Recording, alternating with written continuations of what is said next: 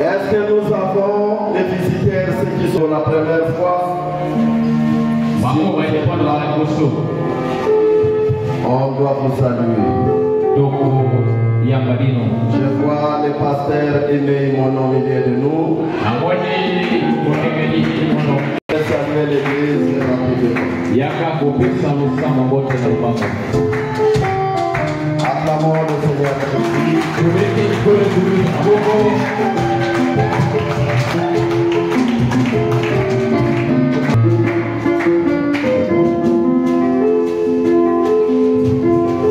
Nzambe apambola bino. Nazana esengo parce que onction minga musika. Je suis à joie parce que je suis plein d'onction. Chaque fois nakotaka awa nakotaka toujours onction ezaki na pasteur Boss etika le pasteur Jean-Claude. L'onction avec le pasteur Boss. Le pasteur comme Nzambe apambola pasteur. Que le Seigneur bénisse le pasteur.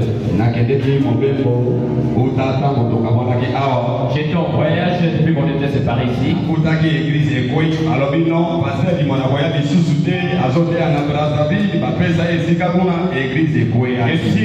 Je suis arrivé là-bas et j'ai trouvé l'église était renversée. On m'a dit amitano nadi akamisa. Ndenza nasongaki alokotaki mosala lisusu ya Nzambe na lisusu ya Nzambe église etelemaki mobili. Et puis tango nakomi prêt pour na kozonga église batindaki bino bambote na pasteur nakoma na kolo Yesu. Nakotaki na baruti tabernacle ya province ya Inongo chez le pasteur Roger. Alobaki yebisa pasteur na église ya Zoé tabernacle na tindeli bango bambote na bingomba nakoma na Yesu Kristo. Oyo etikali Nzambe apambola biso.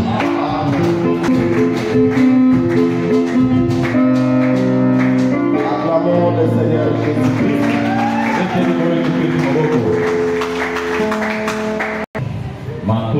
Je remercie infiniment le Seigneur Jésus-Christ pour mon diplôme en sciences paramédicales. Option délégation médicale. Signé frère Christ.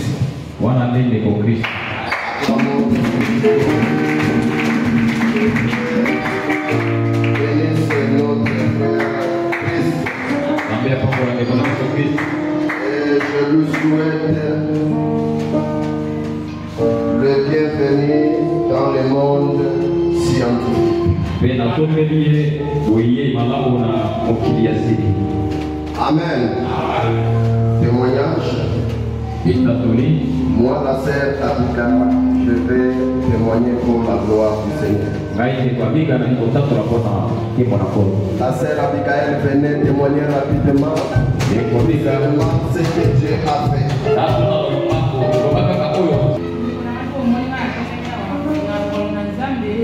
J'ai un micro qui est dans mon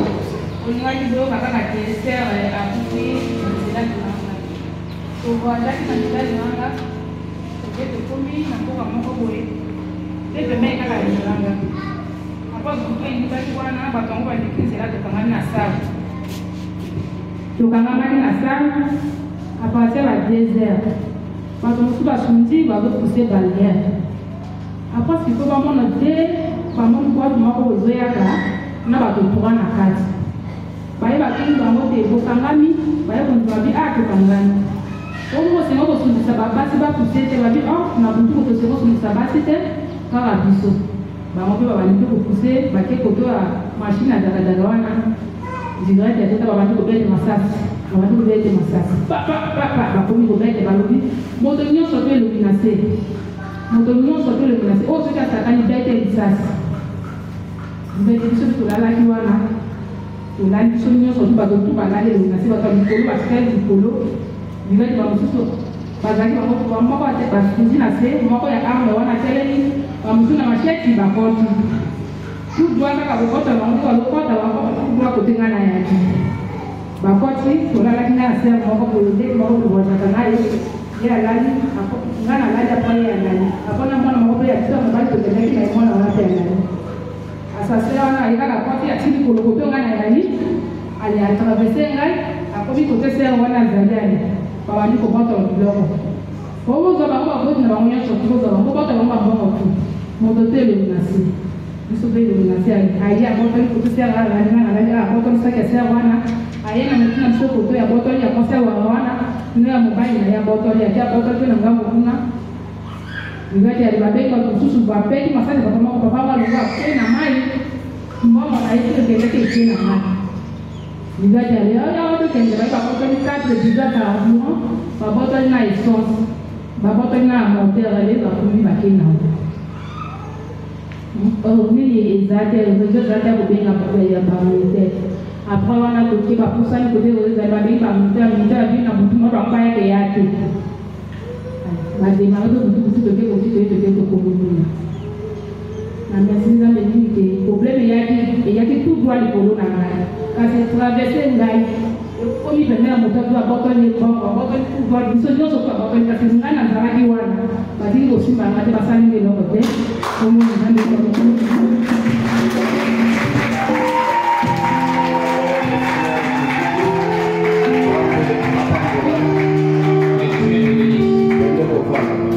Amen. La prière change de circonstances.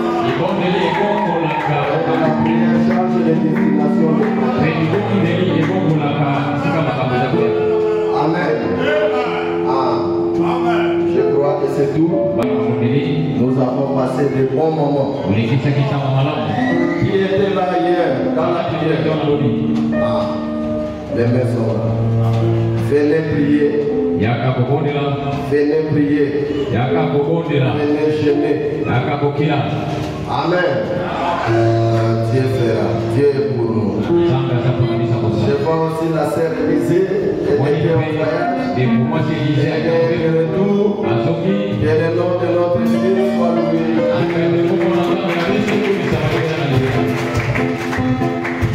Sœur Lisée. Bato qui est dans la tine, ils sont contentés. Mais ça y est dans le micro.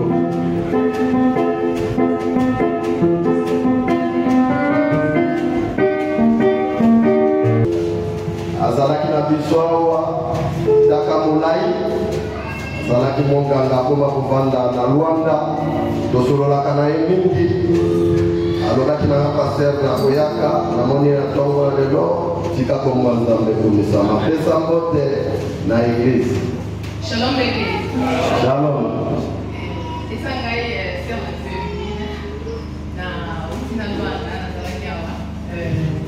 L'église à Life Tabernacle et à Pasteur Daniel Gongo. Après, c'est bien tout le monde est venu. Amen. L'amour du Seigneur Jésus.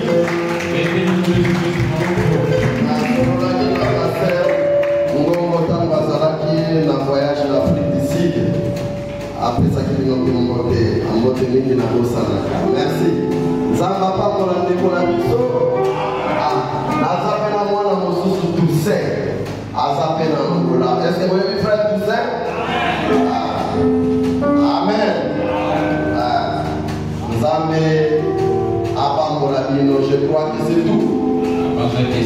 Est-ce qu'on peut acclamer le Seigneur?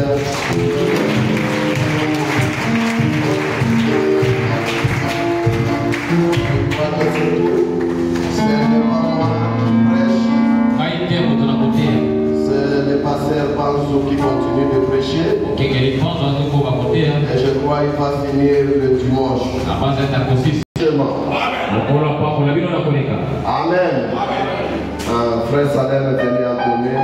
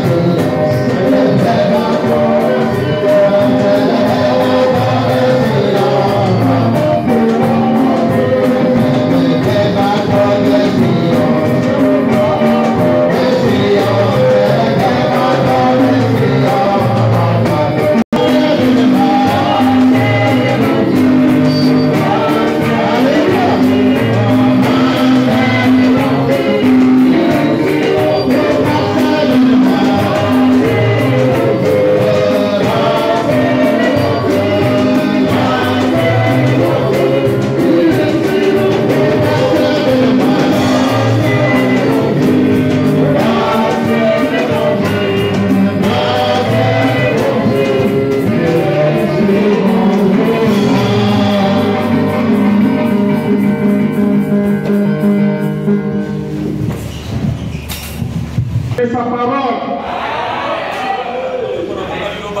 Êtes-vous dans la joie ce matin pour écouter sa parole? Amen. Je ne vous entends pas.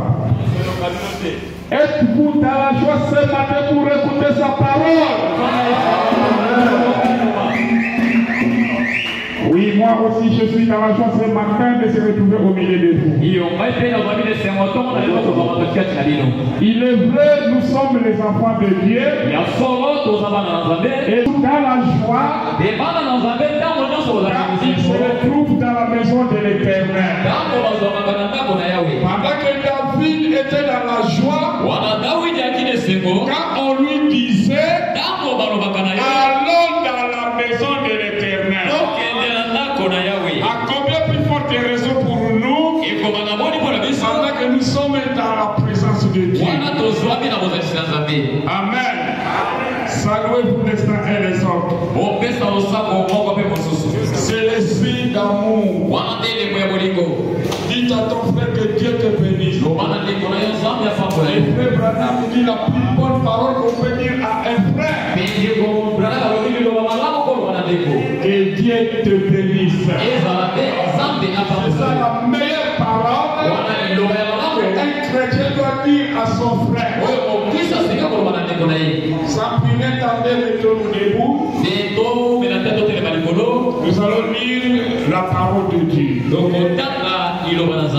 Nous allons lire dans Ruth chapitre 2. Ruth chapitre 2. On commence au verset 1. Naomi avait un parent de son mari. Naomi alalakana moboti ya mobali na ye. C'était un homme puissant et riche. Azalaka moto na mbila pe atonda bozwi. De la famille de Melek. Yazalaki ya libota ya Melek. Et qui se nommait Boimwaba alobaki na Naomi. Laisse-moi, je te prie. Allez glaner des épis dans le champ de celui aux yeux duquel je trouverai grâce.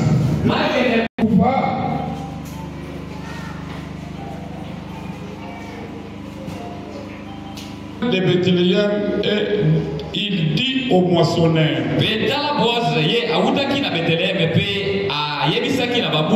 que l'Éternel soit avec vous. Ça c'est Boaz qui vient de Bethléem et il entre dans son champ. Et Boaz dit à son serviteur,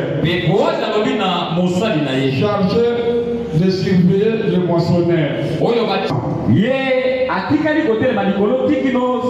Elle ne se reposait qu'un moment dans la maison. Boaz dit à Ruth, écoute ma fille, ne va pas glaner dans un autre champ. Ne t'éloigne pas d'ici et reste avec mes servantes. Regarde où le moisson dans les champs et va après elle. Je défendis à mes serviteurs de te toucher.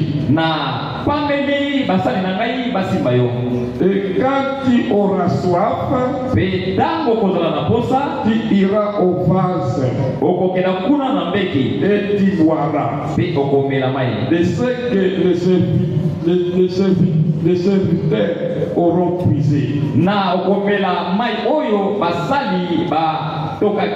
Alors elle tomba sur sa face et se prosterna contre terre. Et elle lui dit, comment ai-je trouvé grâce à tes yeux pour que tu t'intéresses à moi, qui suis une étrangère? Boaz lui répondit, on m'a rapporté tout ce que tu as fait pour ta belle-mère depuis la mort de ton mari. Et comment tu as quitté ton père et ta mère dans le pays de ta naissance pour aller vers un peuple que tu ne connaissais point auparavant. Que l'Éternel te rende ce que tu as fait et que ta récompense soit entière de la part de l'Éternel.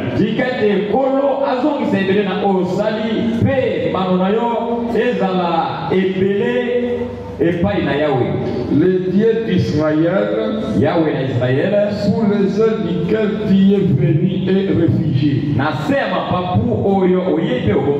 Et elle dit, oh, je trouve grâce à tes yeux, mon Seigneur,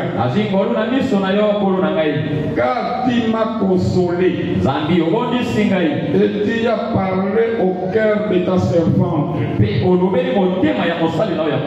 pourtant, je ne suis pas moi comme l'une de tes servantes. Au moment du repas, Boaz dit à Ruth, approche, mange du pain et trempe ton morceau dans le vinaigre.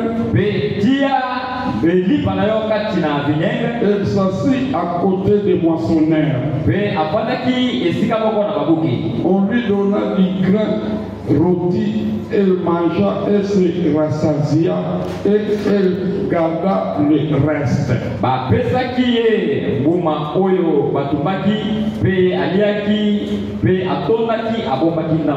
L'incomparable divin roi, donateur de tout don excellent, l'auteur de la vie éternelle. Nous sommes venus dans ce lieu pour écouter ta parole. L'unique héritage que nous avons eu de votre part, c'est le message de l'air. C'est pourquoi nous sommes ravis quand nous sommes venus dans la maison de Dieu pour écouter cette parole. Car dans cette parole, il y a la solution de tous nos problèmes.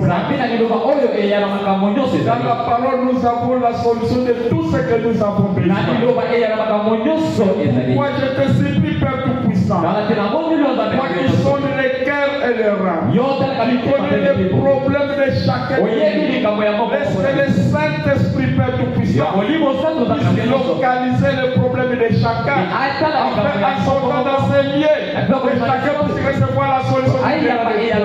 Oh, miséricorde divin roi, bénis cette église, Père. Bénis le pasteur de cette église. Bénis aussi la femme du pasteur et toute sa famille. Je les confie à toi. Laisse que ta Père de gloire chasse toute espèce des esprits. Ne fasse pas Jésus. Qui sera dans ces lieux. Et qui Seigneur au nom puissant. Les esprits des envoûtements, la sorcellerie, les sciences occultes, je les chasse au nom puissant de Dieu. Laisse que les Saint-Esprit pouvoir au milieu de nous. Nous pouvons de la chercher jusqu'au dernier pas. Nous pouvons voir qu'à présent, les hommes est manifestés. Afin que l'on ait la gloire puisse revenir à toi. Dans le nom merveilleux de Jésus-Christ, notre Père et notre Sauveur. Amen. Vous pouvez vous asseoir. Êtes-vous dans la joie ce matin pour écouter sa parole? Le thème de ce matin, les 4 phases de la rédemption. La décision, le service, le repos et la récompense. Et nous avons vu la semaine passée sur la décision. Et aujourd'hui nous allons voir les services. Et nous avons vu la fois passée sur la décision. Comment Ruth se décida pour réellement qu'il puisse suivre suivre sa belle-mère. C'est ça que nous avons vu la fois passée. Ruth se décida de suivre sa belle-mère. Le plancher qu'elle était, elle était décidée. Et nous avons vu que chaque enfant de Dieu doit se décider de servir le Seigneur. Doit se décider de s'occuper aux affaires du Père. C'est par là que nous avons vu la fois passée. Que les affaires du Père, c'est prendre soin de la parole, respecter les messages, respecter la parole que nous avons eue au temps de la femme. C'est ça que nous avons vu la fois passée. Si tu ne crois pas au message, tu n'auras pas le temps de respecter le message. Nous avons vu le jeudi. Si nous aimons les prophètes, nous devons respecter le principe du prophète. Et quand Frère Branham a dit, ceux qui t'ont aimé, et ce que toi tu as aimé, toi tu les donnes. Et nous avons vu comment quelqu'un aime Branham, et il doit obéir à tout ce que Branham a dit. Nous n'avons pas honte de parler le nom de Branham. Parce que pour nous, nous savons que Branham, il est notre prophète. Même si les autres ne croient pas que Branham c'est le prophète, ainsi dit le Seigneur, Branham, il est le prophète de cet âge. Il veut ou pas, il est le prophète. Il a raison ou pas, il restera toujours le prophète de cet âge. Aucune personne ne peut se lever et dire que lui il est prophète. On reconnaît un prophète par la parole de Dieu. Et nous avons confirmé que le prophète Branham est notre prophète. Il n'y a pas de débat, nous n'avons pas encore le temps d'examiner encore Branham. Nous l'avons déjà examiné et nous sommes convaincus qu'il est notre prophète. Et s'il est notre prophète, nous devons croire à tout ce qu'il a dit. Nous devons aussi le croire et nous devons marcher avec ça. Si tu ne crois pas à ce que Branham a dit, il n'aura pas le Saint-Esprit. Le Saint-Esprit, c'est le prophète dans cet âge. C'est ça que Branham me dit. Le prophète, il est le Saint-Esprit dans cet âge. Ce n'est pas Branham qui est le prophète, mais le prophète c'est Dieu lui-même. Il est descendu dans un être humain. Amen. Nous allons continuer notre sujet. Le parole paragraphe 60. 76. Prêchez le 10 60. Je vais répéter seulement ça en passant. Pour les gens qui n'étaient pas là, afin de savoir l'idée de la prédication que nous sommes. 76. Mais, oh, comme j'aime cette petite rite, elle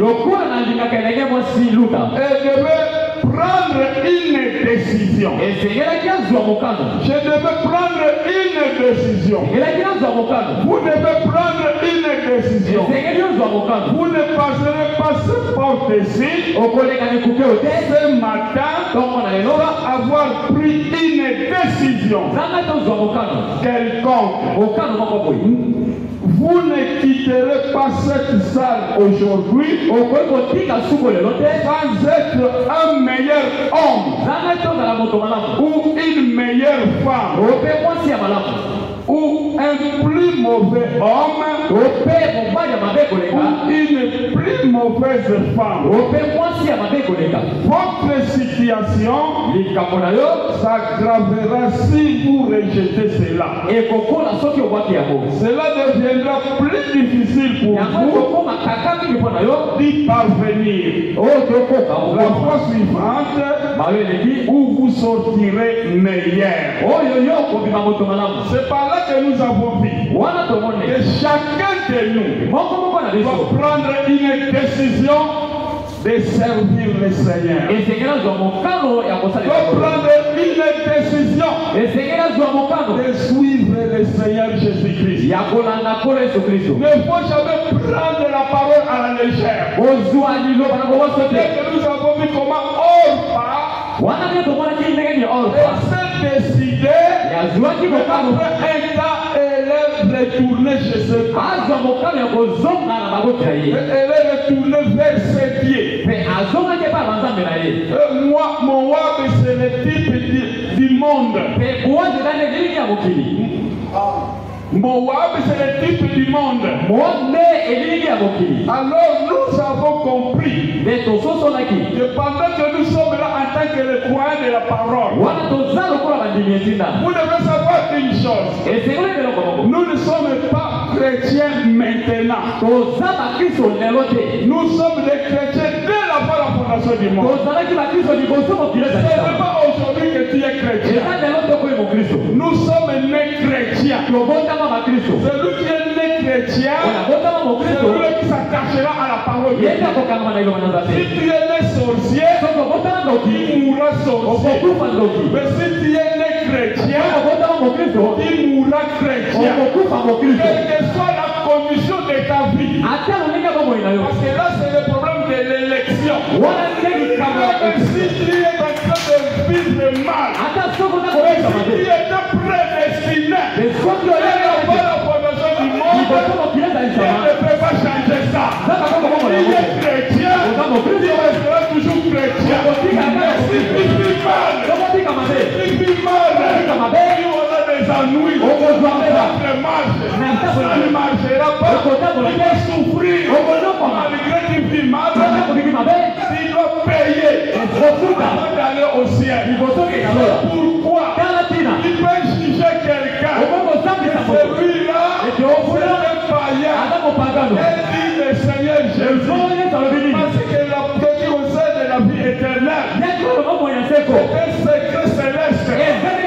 Une personne s'y attelle, vivre à son frère, il est perdu. Voyons le paix. Les brigands qui étaient à la croix, les croyants pouvaient dire, oh, ce brigand-là, ils sont perdus. Mais à la dernière minute, quand il a vraiment eu le souci, il répond. Alors il s'est repenti. Le secret était entre lui et Dieu. Il n'était pas connu de tout le monde. Les gens pouvaient dire qu'il est perdu. Mais quand Dieu a regardé, c'est mon fils. Quand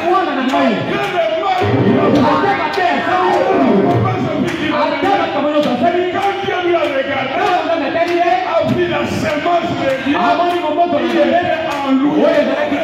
Il prouve qu'il est enfant de Dieu. Ici, il est en train de faire le mal. En lui, il sent le reproche. Ce que j'ai fait, n'est pas bien. C'est un cœur qui se répand facilement. C'est pourquoi, en tant qu'enfant de Dieu, il a toujours le souci, la joie d'écouter la parole. Un enfant de Dieu, s'il vient à l'église, il est dans la joie d'écouter la parole.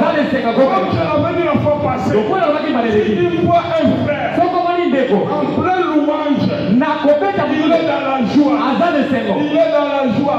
Et quand on commence à prêcher la parole, il commence à dormir. Il est suspect. Il n'est pas chrétien. Il est incrédule. Soi-disant croyant. Parce qu'un croyant, ça doit lui motiver. Il écoute la parole de Dieu. Mais si toi tu dors à l'église, il y a quelque chose qui ne marche pas.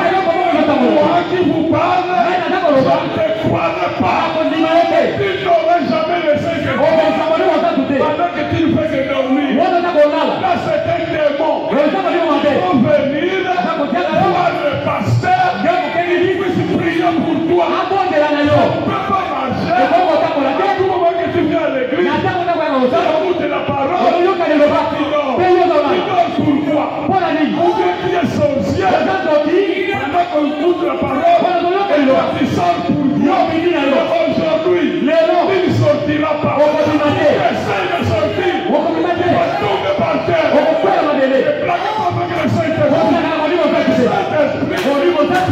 être supérieurs.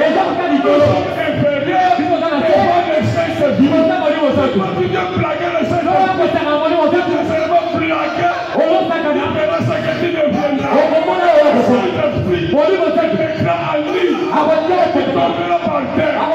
L'esprit, tout esprit, qui n'est pas conforme à la parole, doit se taire devant le Saint-Esprit. Le Saint-Esprit est notre autorité. Le Saint-Esprit doit obéir toutes choses. Si toi, tu fais partie du Saint-Esprit, tu donneras la joie parce que c'est une partie de toi qui était à l'éternité.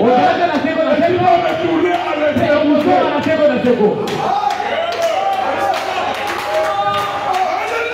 Est-ce que vous avez joie ce matin?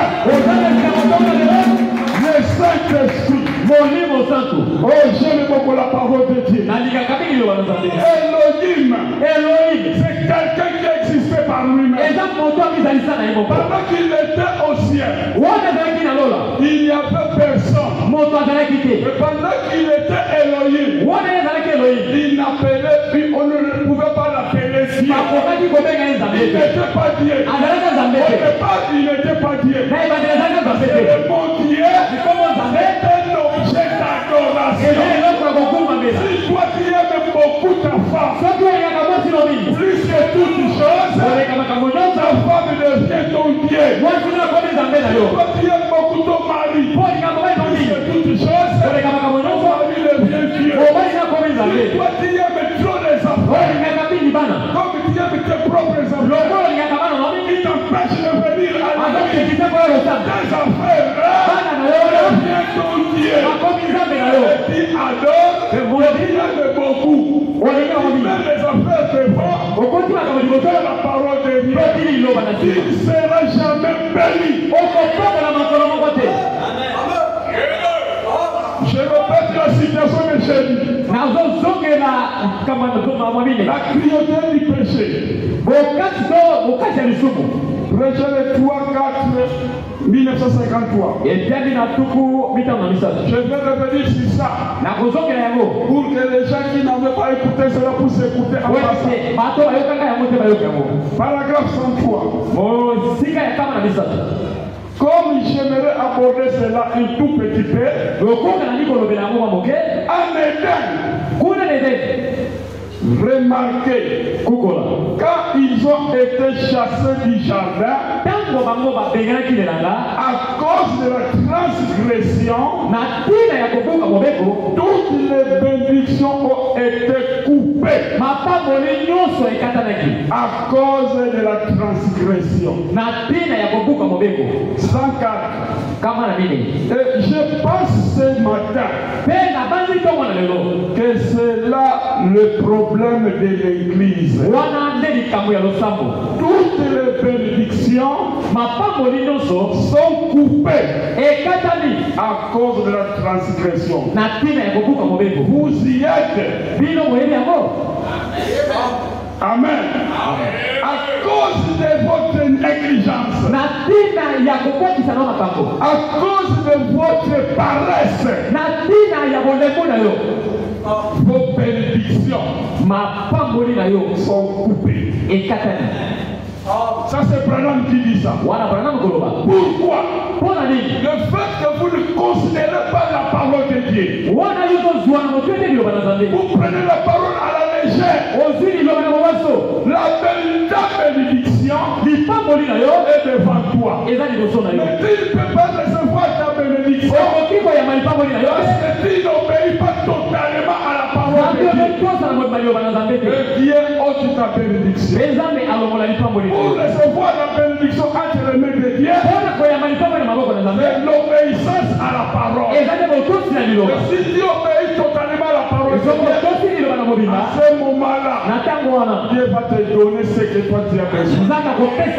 C'est ça que la Bible nous dit. Si vous demeurez à moi, je vais te demeurer. Si vous demeurez à moi, et que ma parole demeure en vous, demandez tout ce que vous voulez. Où en sommes-nous L'église ne fait que se plaindre. Je vous informe de quelque chose. Quand le message est venu, on voyait le message avec toute sa puissance. Et quand le message avance, et à mesure que le message avance, on commence à constater comme si le message n'est plus puissant. Les gens commencent à sortir du message. Les gens commencent à contredire le message. Le pasteur commence à nier le message. Les gens sont ça adhère aux choses du monde. Tout ce que nous avons abandonné dans le monde commence à revenir dans les églises. C'est ça que nous voyons. Même le modèle de sa portée. Même tout ce que le modèle, même les chevelures. Tout ce qu'on a rejeté, on commence à regagner l'église. Ça commence à venir dans l'église. L'église perd sa puissance. C'est là où c'est toute l'église aujourd'hui. On voit même les sœurs. Ils appellent même les cheveux qui viennent de l'Inde de païens. Les vrais cheveux. Tes cheveux sont quoi? Sont des faux cheveux. Là, ce sont les vrais cheveux. Ça, c'est du paganisme. Ça, ce n'est pas ça la parole. Vous devez être fiers de ce que vous êtes. Dieu est juste. La manière qui t'a constitué, et c'est cette manière-là, on doit toujours remercier le Seigneur. Merci Seigneur, parce que tu m'as bien constitué. Je suis vraiment bien bâti à cause de toi. Tout ce que tu es, tu dois remercier le Seigneur. Il ne faut jamais modifier ce que Dieu n'avait pas fait. Si tu modifies votre manière, Dieu est en train de faire quoi que ce soit pour devenir de plus en plus belle. Dieu est en train de corriger. Alors c'est toi qui es plus que Dieu. Aujourd'hui, ce matin, chacun de nous doit revenir à la parole. C'est pourquoi la parole doit être prêchée pour ramener les vrais enfants de Dieu dans la bonne position. Parce qu'on ne peut pas laisser comme ça. La parole que nous prêchons ne vient pas pour nous transformer. Mais il vient pour réveiller ce qui est en vous. Si ce qui est en vous, si c'est la semence de Dieu, cette semence va se réveiller. Il va produire le fruit de la parole.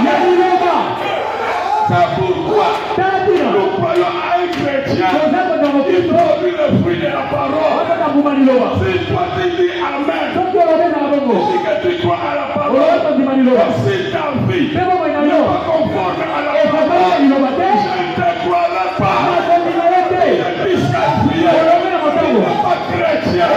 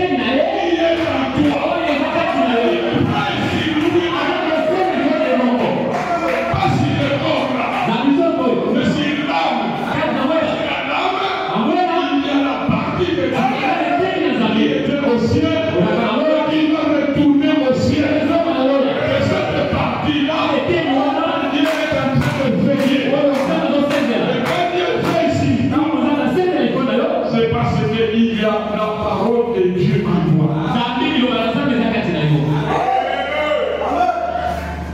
Les paroles de leur frère. Si la Bible dit, répandez-vous et soyez baptisés au nom de Jésus-Christ, je le ferai. Qui va faire ça? C'est celui-là qui croit à la parole. Si la Bible dit que tu dois te repentir et recevoir le baptême au nom de Jésus, la semence qui est en toi ira, amen, et il ira au sol de baptême. Si toi tu n'as pas encore reçu le baptême du au nom de Jésus, il ne croit pas. Si tu es là, beaucoup de gens dans le message, ils écoutent la parole, ils crient de sa main, il a le message 304 ans, il n'a jamais été baptisé au nom de Jésus. Mais Dieu suspect. Mais ça c'est la parole de Dieu. Le croyant doit se soumettre à toute la parole. Si tu ne reçois pas la me dit, tu crois au baptême au nom de Jésus, il doit accepter cela. Si la Bible dit que je dois recevoir le Saint-Esprit, je le recevrai. Malgré ta faiblesse, malgré ce que tu sens, malgré tout ce qui se passe, mais si tu es convaincu, malgré les problèmes, malgré la situation, tu es convaincu que tu recevras le Saint-Esprit, tu le recevras. Peu importe, le diable ne peut pas vous intimider. Un chrétien ne peut pas être intimidé par le diable. Un chrétien ne peut pas être intimidé par un sorcier. Parce que tu es chrétien. Il y a une partie de lien en toi. Mais comment le sorcier va t'intimider? Alors si le sorcier ne peut pas vous intimider, quel que soit le problème, amen. Si la Bible me dit que Jésus-Christ est le même hier, aujourd'hui, je le croirai. Je prendrai la Bible et Dieu pour ce qu'il a écrit et ce qu'il est. Quoi qu'on dise, voilà la vraie vérité. Elle était une femme décisive. Or, c'était le programme de Dieu. Parce que Rita, qui vit l'église de Jean, c'est toi et moi. Mais Dieu a eu pitié de nous. Parce que dans ce monde, il y a trois peuples. Les Juifs, les Samaritains, les gens des nations. Pendant que Dieu s'est manifesté en tant que fils de l'homme sur la terre, il s'est manifesté aux Juifs, et il s'est manifesté aux Samaritains, mais les gens des nations n'ont pas été manifestés dans ce temps-là.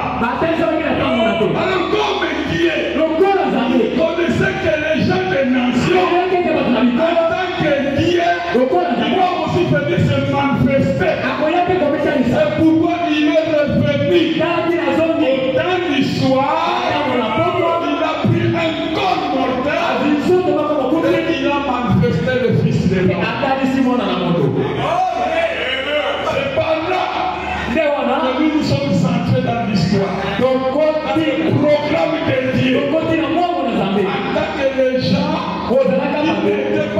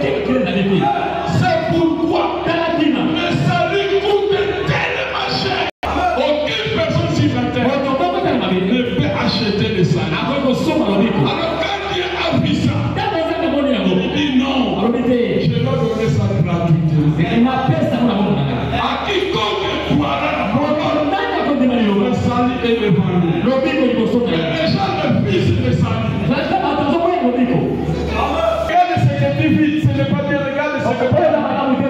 Oui, à son tour, il va se lever aussi. Madame me dit. Alors si tu vois, un frère et une autre frère commencent à se battre avec des choses qui ne marchent pas. Parce que la parole ne peut pas se battre avec la parole. Celui qui a le Saint-Esprit ne peut pas se battre avec l'autre qui a le Saint-Esprit. Ça, c'est pratiquement impossible. Et si tu ramènes quelqu'un à la parole, c'est par là que tu reconnaîtras la vraie nature de la personne. Parce que si tu ramènes quelqu'un à la parole, et que la personne là ne veut plus s'humilier devant la parole, il ne croit pas. Il n'est pas chrétien.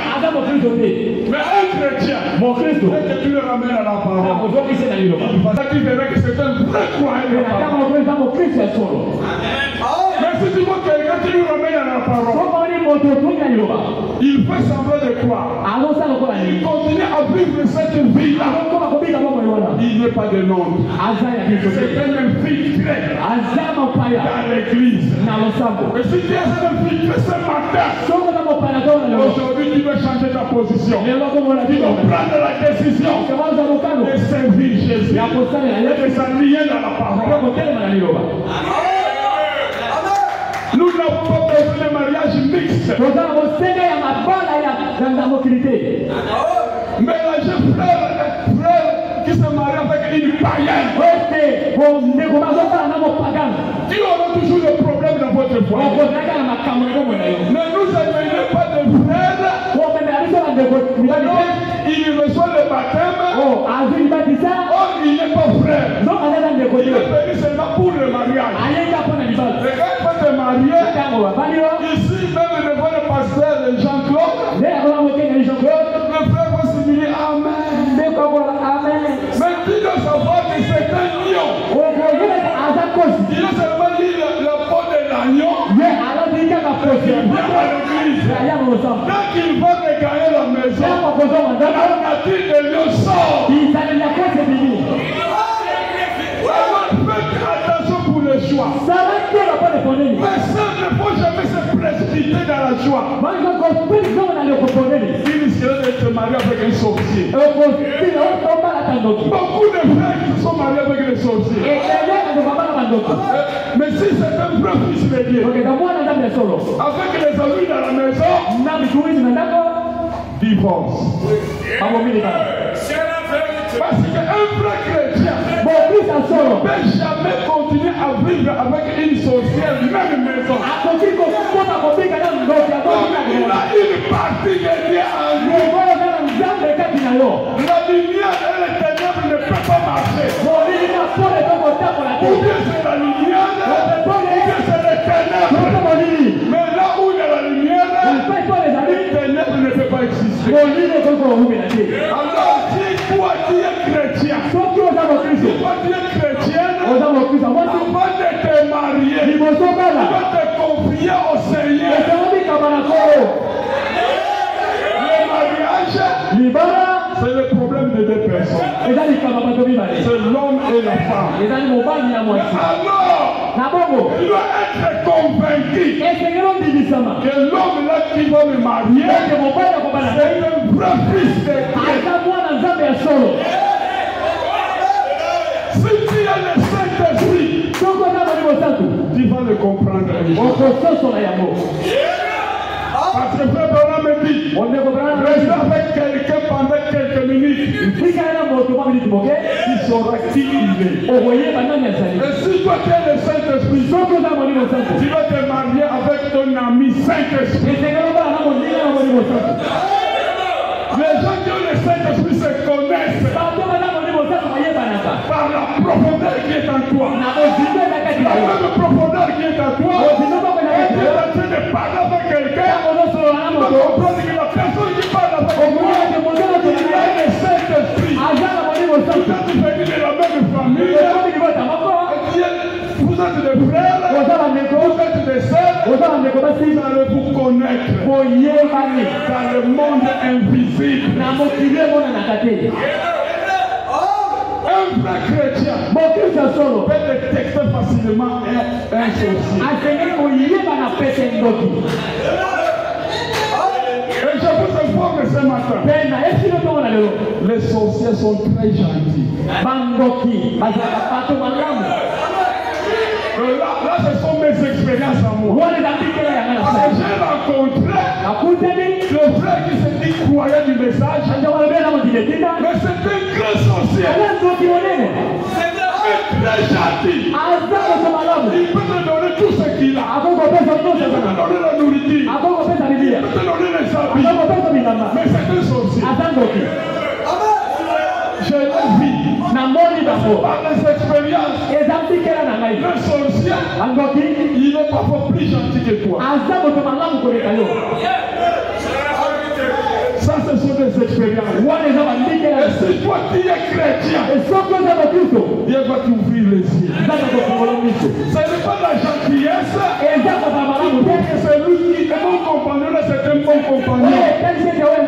Parfois c'est lui qui est en train de te nouer. C'est ça. Donc la vie chrétienne, c'est une profondeur. C'est réellement dans la parole. Dieu va te révéler beaucoup de choses. Dieu va te révéler beaucoup de choses.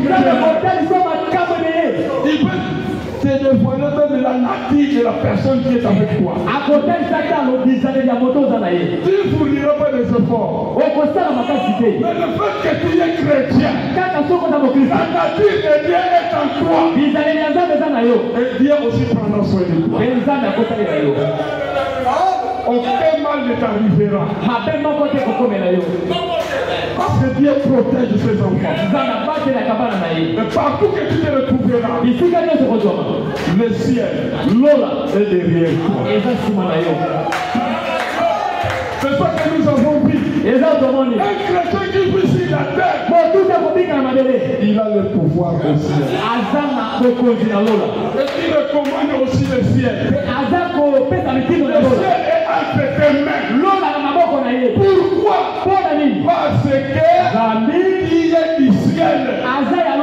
Comme tu es du ciel, alors pendant que tu es sur la terre, le ciel c'est ton pays. Alors cela est incontournable. Peu importe les difficultés que tu es en train de mener sur la terre. Et si tu es convaincu, tu es le Saint-Esprit, le ciel, c'est pour toi.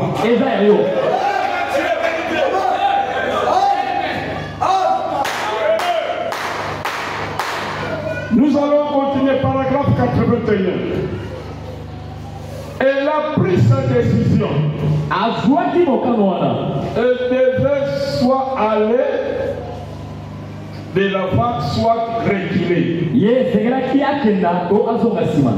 Nous sommes dans la même situation. Soit aller de l'avant, soit reculer. Mais ne retournez jamais. Ne retournez jamais en arrière. Allons de l'avant. Ça c'est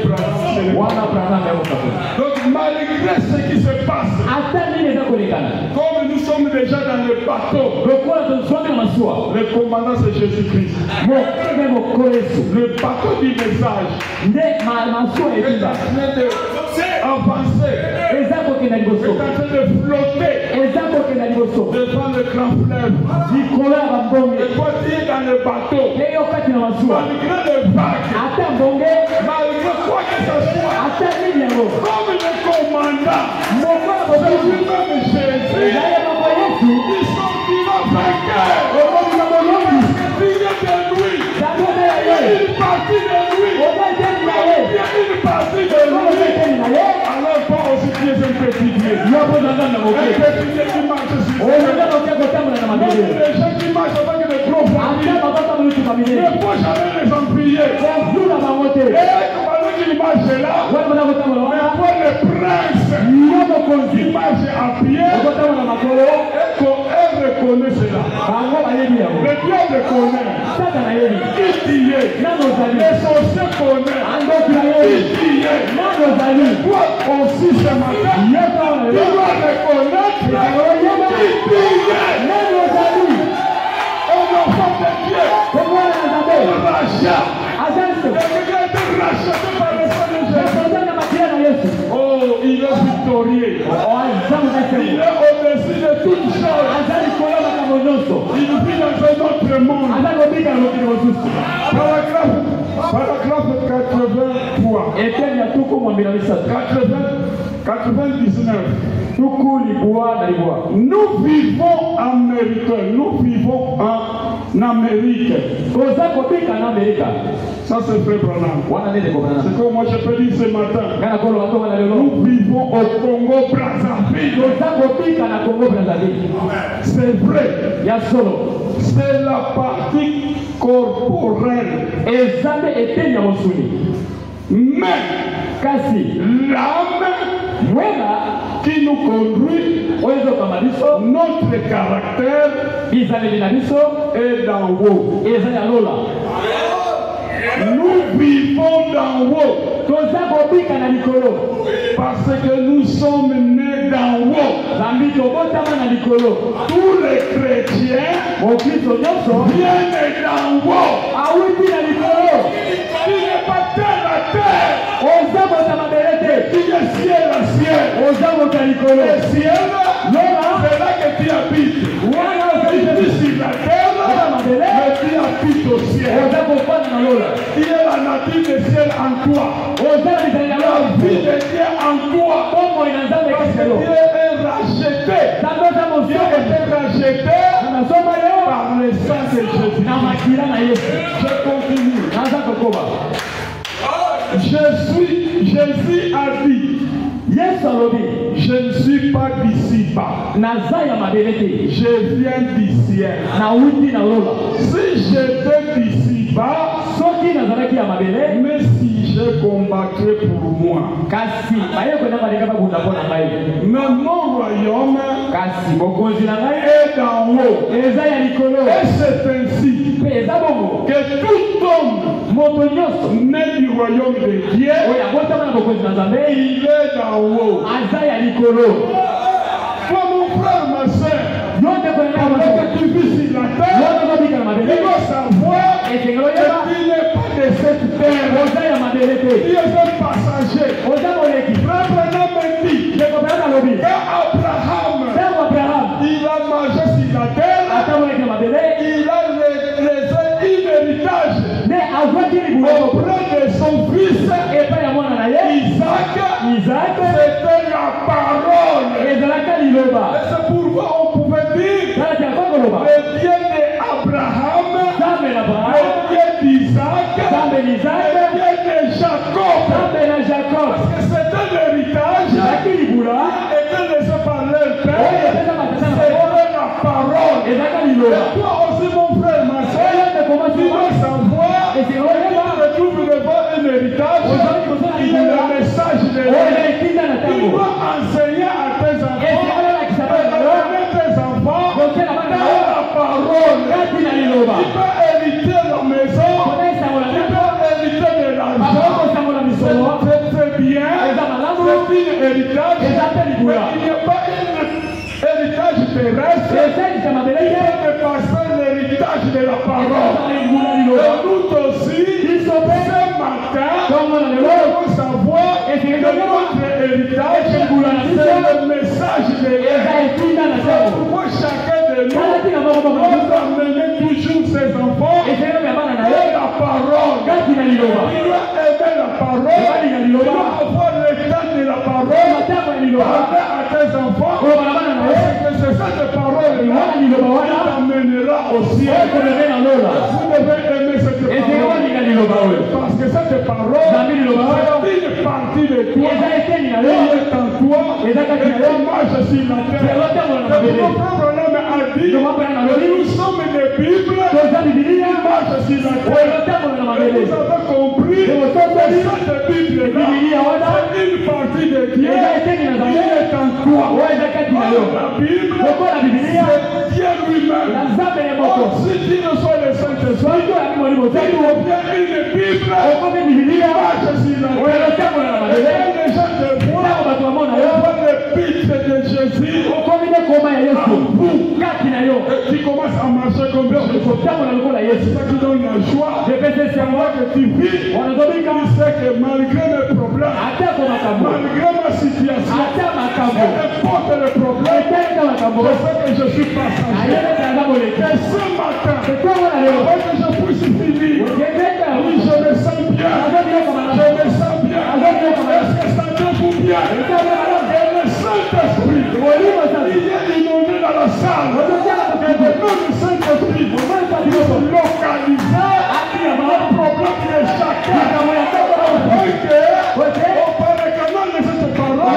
Et chacun de vous puisse recevoir la solution. Au nom de Jésus. Et si le Saint-Esprit puisse localiser vos problèmes. Moi, je te connais pour votre problème. Ceux qui connaissent le problème, selon votre demande. Parce qu'aujourd'hui, le même Seigneur, il est descendu, si vous consolez, pour vous donner la solution. Avez-vous aimé la parole de ce soir? Avez-vous aimé la parole de ce soir? La plus belle parole que je peux vous dire, c'est Dieu vous, et que j'avais acclamé Dieu vous, acclamons le Seigneur.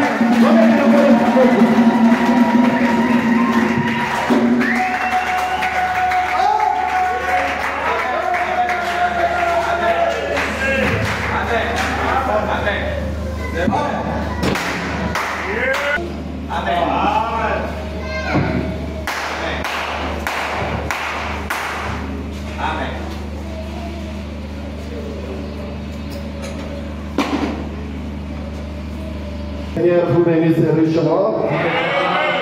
Est-ce qu'on peut acclamer le Seigneur Jésus-Christ? Que Dieu bénisse le révérend Panzo. Amen. Amen. Un enfant de Dieu ne peut pas se marier avec un sorcier.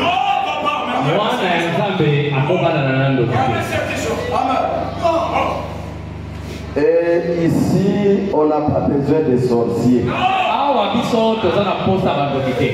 Nous avons besoin de filles et de fils de Dieu qui quitteront la terre, qui iront aussi.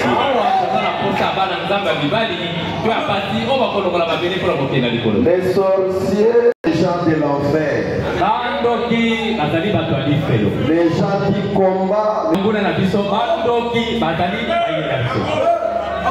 Amen. Amen.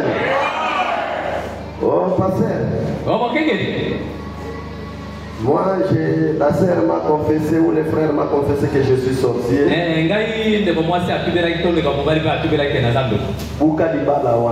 En tout cas,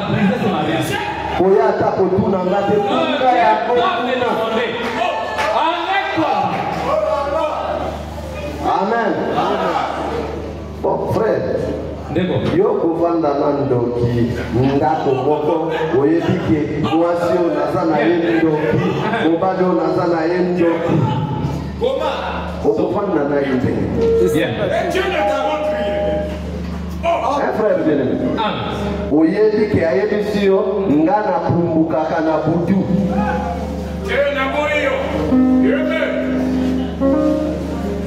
Amen. Amen. Est-ce que Alam Bibilia au Kolia? Non, je l'aurais pas.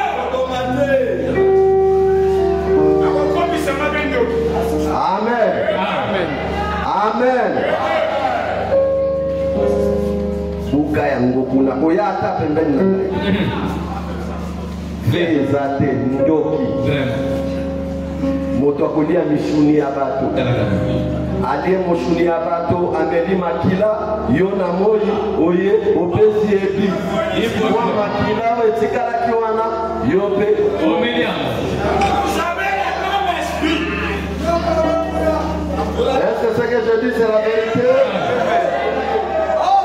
Est-ce que ce que je dis c'est la vérité? Mon nom est Zolia Missouri. Amen. Que Dieu vous bénisse richement.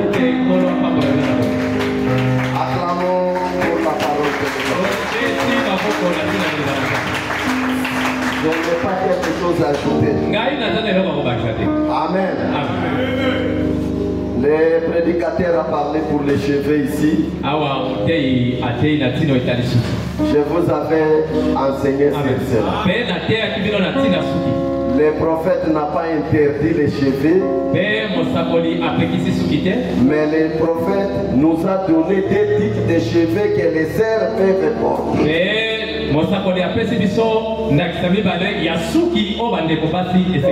Il a parlé de postiches.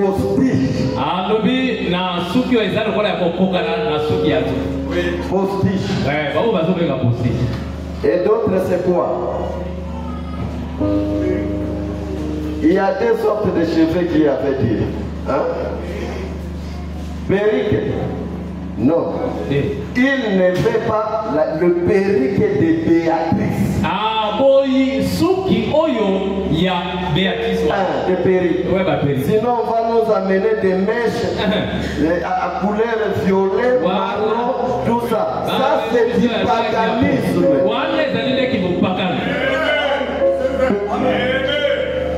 Et si tu vois une sœur porter cela, elle n'a pas encore compris la parole, elle n'a pas converti.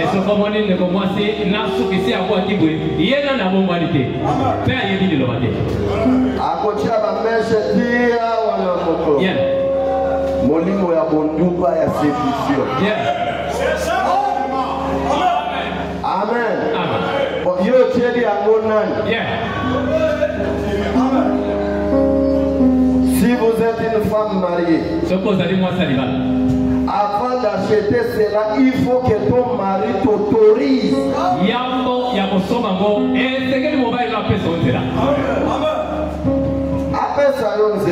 Même les colliers. Tu ne peux pas te réveiller pour aller acheter des colliers. Il faut que ton mari te donne. Il reçoit la révélation. Et il te donne cela. Parce que lui sera responsable des ventes.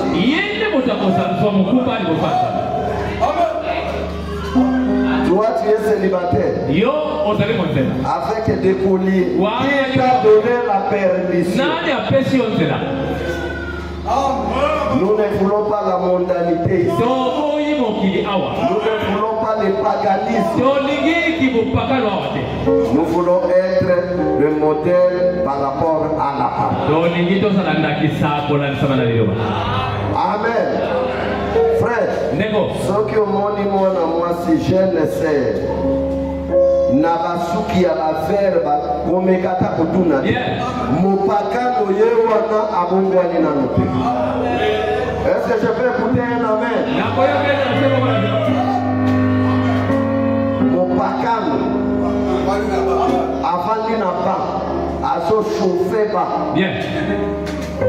Va faire, va rouge, va violet. Wana Mwananza. Est-ce que vous êtes ensemble avec moi? Quand vous voyez la personne à l'extérieur, c'est que l'intérieur reflète l'extérieur. Arrangez vos cheveux, soyez belles, mais n'ajoutez pas de trucs.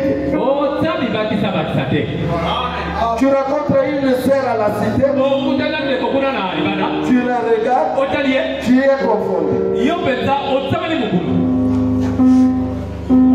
Frère, ça n'ajoute rien. Amen. Vous êtes des Bible écrite et lue par tout le monde. Ne reflétez pas le monde. Amen. Les prophètes disent qu'il faut mettre la postiche, nous nous limitons là.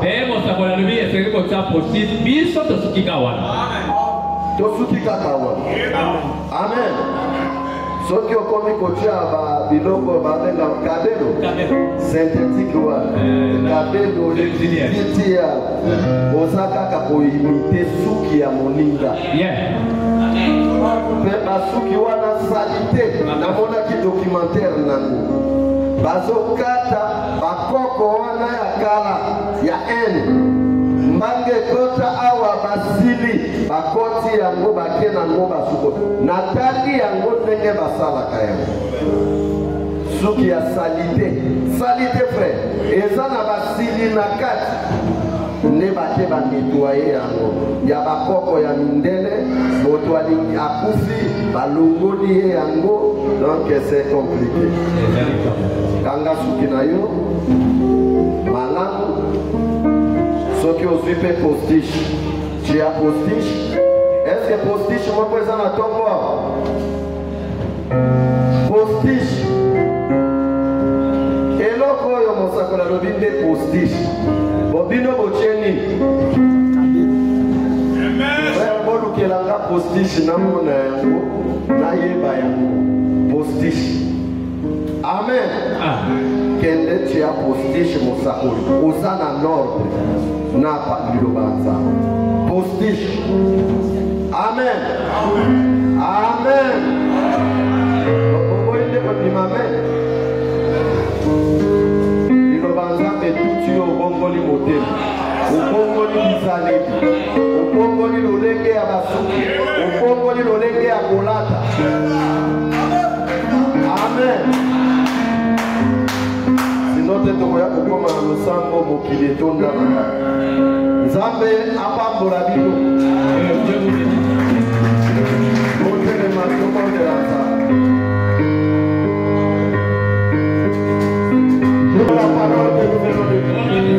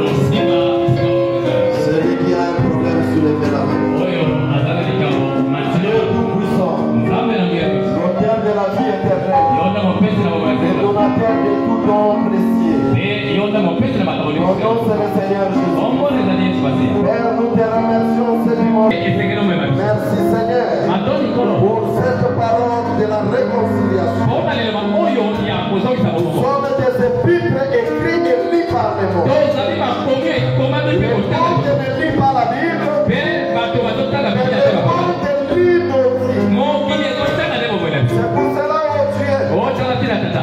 la parole doit quitter les faits Mpe liloba esengeli tika likada. et la parole doit nous accompagner. Mpe liloba esengeli ekilala. Merci Seigneur, Matoni kolo.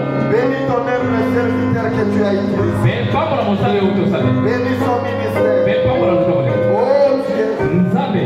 nous remettons cette église entre tes mains. Mpe tosiki losango na maboko.